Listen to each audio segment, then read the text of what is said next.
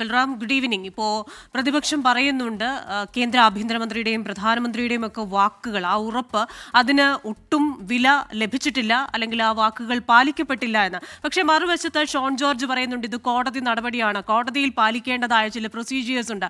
ആ ലീഗൽ പ്രൊസീജിയേഴ്സിന് ശേഷം മാത്രമാണ് ഇക്കാര്യത്തിൽ ഒരു തീരുമാനമെടുക്കാൻ സാധിക്കേണ്ടത്. അത് സാധാരണ നടപടിയാണ് എന്ന് പറയുമ്പോൾ ഡൽഹിയിൽ നിന്ന് നമുക്ക് ലഭിക്കുന്ന പ്രതികരണങ്ങൾ എന്തൊക്കെയാണ്?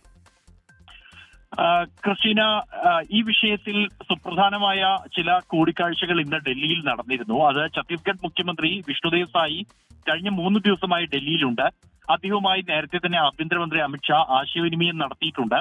ഇതിന്റെ അടിസ്ഥാനത്തിലാണ് കഴിഞ്ഞ ദിവസം കേരളത്തിൽ നിന്നുള്ള എംപിമാരെ കണ്ടപ്പോൾ ആഭ്യന്തരമന്ത്രി ഈ വിഷയത്തിൽ അനുകൂലമായ ഒരു നിലപാടുണ്ടാകുമെന്നും കോടതിയിൽ ഈ കേസ് എത്തുമ്പോൾ അനുകൂലമായ ഒരു പ്രതികരണം പ്രോസിക്യൂഷന്റെ ഭാഗത്തു നിന്നും ഉണ്ടാകും എന്നുമുള്ള ഒരു ഉറപ്പ് നൽകിയത്. എന്നാൽ ആ ഉറപ്പ് ഇപ്പോൾ പാലിക്കപ്പെട്ടിട്ടുണ്ടോ എന്നുള്ള സംശയം ഉയരുന്നത്, അല്ലെങ്കിൽ ആ ഉറപ്പിന് വിരുദ്ധമായാണ് പ്രോസിക്യൂഷന്റെ ഭാഗത്തു നിന്നും നടപടി ഉണ്ടായത് എന്നുള്ളതാണ് ഛത്തീസ്ഗഡിലെ NIA കോടതി, ബിലാസ്പൂർ NIA കോടതിയിൽ നിന്നും ലഭിക്കുന്ന വിവരങ്ങൾ വ്യക്തമാക്കുന്നത്.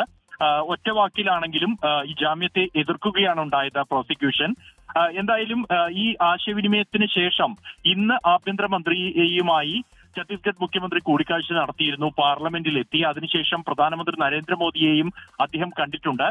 നിലവിൽ BJPയെ സംബന്ധിച്ച് ഉൾപ്പെടെ നിർണായകമായ ഒരു വിഷയമാണ് ഈ കന്യാസ്ത്രീകളുടെ അറസ്റ്റിലൂടെ ഉണ്ടായിരിക്കുന്നത് എന്നുള്ളത് യാഥാർത്ഥ്യമാണ്. കേരളത്തിൽ വലിയ പ്രതിഷേധങ്ങൾ നടക്കുന്നു. പ്രധാനമന്ത്രി ഉൾപ്പെടെ മുൻകൈ എടുത്തുകൊണ്ട് കേരളത്തെ ലക്ഷ്യം വെച്ച് ക്രിസ്ത്യൻ ന്യൂനപക്ഷത്തിന്റെ ഒപ്പം നിർത്താനുള്ള ശ്രമങ്ങൾ നടത്തി വന്നിരുന്നു. അതിനെയെല്ലാം തന്നെ തിരിച്ചടിയായ ഒരു നടപടിയായി പോയി ഈ സംഭവത്തിലൂടെ ഉണ്ടായത്.